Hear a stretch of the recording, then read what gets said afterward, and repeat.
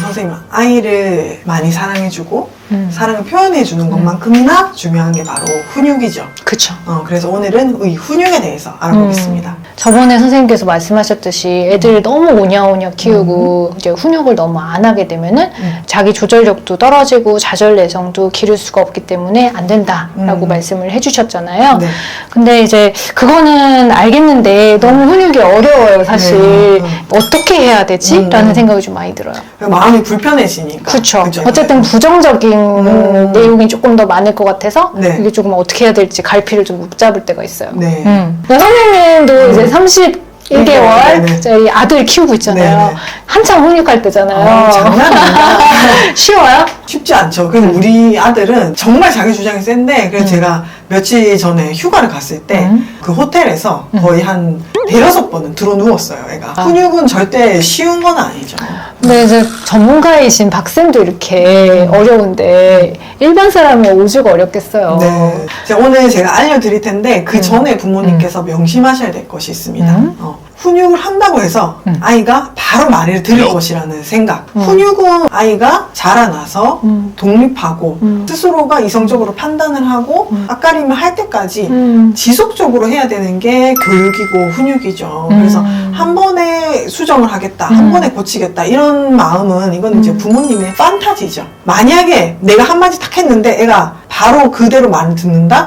이거는 사실 교육이라기보다는 아이가 복종, 무서워서 그러는 경우일 수도 있어요. 맞아요. 진료실에 오시는 여러 보호자분들 중에서도 제가 뭐 이렇게 해보세요 하고 안내를 드리면은 그거 해봤어요. 그거 했는데 안 돼요. 안 돼요. 그리고 뭔가 새롭고 매지컬한 방법, 한 번에 딱 바꾸는 그런 매지컬한 어떤 솔루션은 없습니다. 맞아요. 그러니까 그래서 오늘은 우리 스타일로 훈육이 효과가 없는 경우를 먼저 알려드릴게요.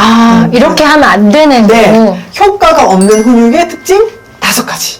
그러면 이 영상을 보시고 내가 이런 훈육을 하고 있지는 않은지 한번 같이 체크해보면 좋을 것 같아요. 그 첫 번째, 비일관적인 훈육. 이랬다가 저랬다가 하지 말라는 네, 거죠? 맞아요. 근데 이게 생각보다 이랬다 저랬다 하기가 쉬워요. 맞아요. 왜냐하면 상황에 따라서. 맞아요. 어떤 날은 TV 봐도 되고, 어떤 날은 TV 안 봐도 되고, 엄마가 너무 피곤할 때는 좀 더 봐도 되고. 이게 결국 우리가 훈육은 교육이라고 했잖아요. 근데 훈육이 달라지면은 교육의 기준이 없어집니다.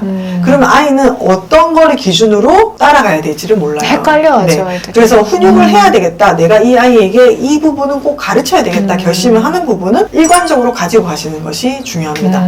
그다음 두 번째, 모호한 훈육. 예를 들면 똑바로 하라고 했지. 뭘 똑바로 해? 예의 바르게 해야지. 어떻게? 그런 것들은 사실 모호해요.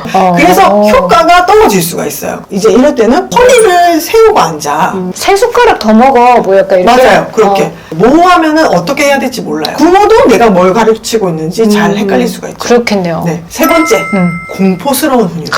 공포스럽거나 혹은 무섭게 하는 훈육은 무섭게. 옳지 않습니다. 왜냐면 공포심이 생기거나 무서워버리면은 일단 애들이 얼어붙어요. 얼어붙으면은 이 뇌에서 전두엽 생각하는 뇌가 사용을 못하고 이 위협에 대처하는 뇌가 활성화돼 버려요. 그러면 아이는 이게 학습도 안 될 뿐더러 그 다음 선택에 어떻게 해야 될지도 몰라요. 바로 하라고 했지 했는데 무서워서 애가 가만히 있으면 엄마 말하는 거 해! 뭐 이렇게 되는 거죠. 정말 악순환입니다. 아니 이게 그럴 때가 있거든요. 네. 그리고 저 그런 것도 조금 어릴 때 조금 많이 했어요. 너 이거 안 먹으면 초콜릿 안 사준다. 너 이렇게 뗐으면 다음부터 여기 안 와? 뭐 이런 거. 그런 것들이 먹힐 때도 있어요. 하지만 이런 거를 말을 할 때는 부모가 그 말에 책임질 수 있어야 돼요. 예를 들면은 너 그렇게 계속 깨작거리면 밥 치워버릴 거야 이랬어요. 그러면 치울 수 있어야 돼요. 전 치워야 치웠어요. 돼요. 치워야 돼요. 그래서 이 정도 독하신 분들은 할 수 있어요. 부모가 자신의 말에 책임질 수 있는 말을 해야 부모의 말에 권위가 섭니다. 근데 가끔 써도 돼요 그런 거는? 정말 너무 안 먹을 때는? 이렇게 날 수 있죠. 만약에 애가 밥을 먹는데 계속 놀고 있어요. 우리 10분 후에는 이제 밥 먹는 거 치울 거야. 협박이 아니라 협박이 아니라 경고네요. 미리 알려주는 거죠. 미리 알려주는 건 아이가 예측을 할 수가 있어요. 예측을 할 수 있으면 공포심이 덜 생겨요. 근데 너 앞으로 이러면 안 된다. 뭐 이런 식으로 협박을 하면은 공포심이 먼저 생기는 거예요. 그래서 만약에 하실 거면 너 지금 계속 소리 지르면 우리 여기서 나갈 거야. 그것도 화낼 필요 없어요. 이제 진짜 소리 지르면 갈 가야지. 때도 우리 가기로 했으니까 이제 가야 되겠다 하고 가시는 거예요. 훈육을 할 때 단호하게 하라 이렇게 말을 하잖아요. 근데 이 단호하게를 잘못 받아들이셔가지고 무섭게 하시는 분들도 있어요. 그러니까 방울뱀 소리 내면서.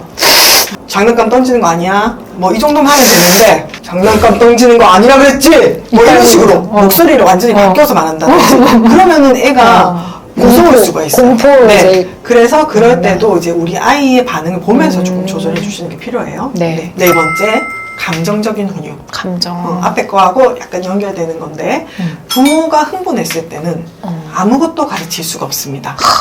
누구를 위한 훈육인가? 맞아. 내 감정을 화풀이하는 건가? 감정적인 상태로 훈육을 하게 되면은 아이도 같이 감정적이 되거나 아니면 아이랑 싸워버리거나 부모가 아이를 복종하게 만들어서 나중에 후회하거나 결국 모든 거에서 100점 100패입니다. 안 하는 이만 못해요. 그래서 너무 화가 났을 때는 훈육을 안 하시는 게 낫습니다. 다섯 번째는 여러 명이 다 같이 하는 훈육. 별로 좋지 않습니다. 이제 우리가 보통은 한 명이 육아를 하시는 분도 있지만 뭐 할머니, 엄마, 아빠, 뭐 엄마, 아빠 이런 식으로 다 같이 여러 명이 있을 때 훈육을 하게 되는 상황도 있잖아요. 맞아요. 서라운드로 얘를 같이 훈육하게 되는구나. 같이 훈육하게 되니까 얘가 공격받는다고 느낄 수가 있어요. 그러면은 주양육자가 훈육을 하고 있어요. 그러면 옆에 있는 사람은 좀 조용히 하고 있는 게 낫겠네. 그쵸, 자리를 비켜주는 게 오히려 낫죠. 그쵸. 그리고 더 가능하면은 아이를 뭐 어디 데리고 가서 하거나 뭐 그런 것도 막. 근데 최악이 막 예를 들어 엄마가 주양육자에서 막 이렇게 훈육을 하고 있었어? 그럼 얘가 막 기분이 안 좋잖아요. 그러면 뭐 아빠는 할머니한테 가서 쪼르르 가. 그럼 또 앵겨. 그러면 아유 엄마가 그랬어.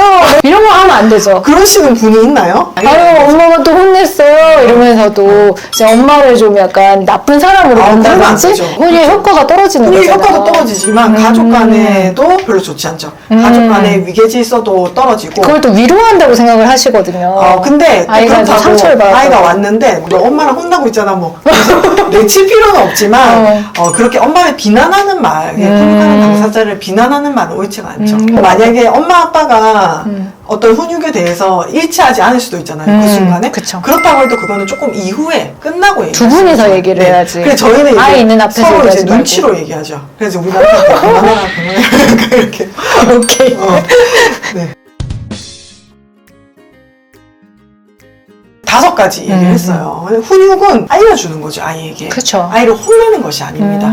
그렇기 때문에 똥인지 된장인지 옳고 그른 게 뭔지 친절하게 아이의 발달 수준에 맞게 알려주는 것이 훈육입니다.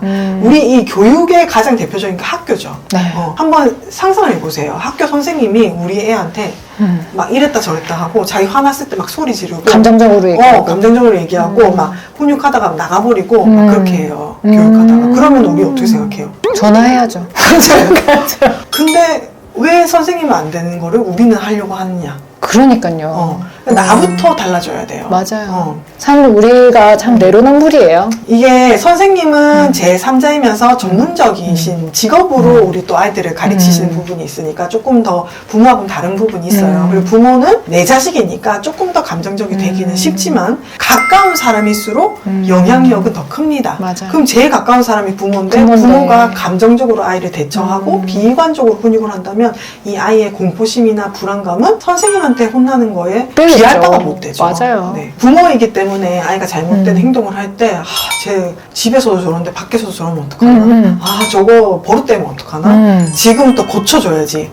이런 생각이 드니까 더 세게 내 앞에서 바로 행동을 수정하고 싶은 마음이 들거든요. 당장 고쳐줘야지. 네. 근데 이 훈육은 우리가 제일 처음 얘기했지만 꾸준히 해야 그거를 배우고 그거를 습득하고 그것을 체득하는 것이기 때문에 맞아요. 한 번에 하시려고 하지 마시고 또 감정을 싣지 마시고 감정을 싣는 순간 아이는 배울 수가 없다. 이거를 기억하시면 좋겠습니다. 오늘도 제가 좀 뜨끔하네요. 해당 사항이 많아가지고. 그럼 다음 영상에서 훈육의 기본 원칙 알려드리겠습니다. 네. 오늘도 좋은 말씀 감사합니다. 다음에 또 봐요. 안녕!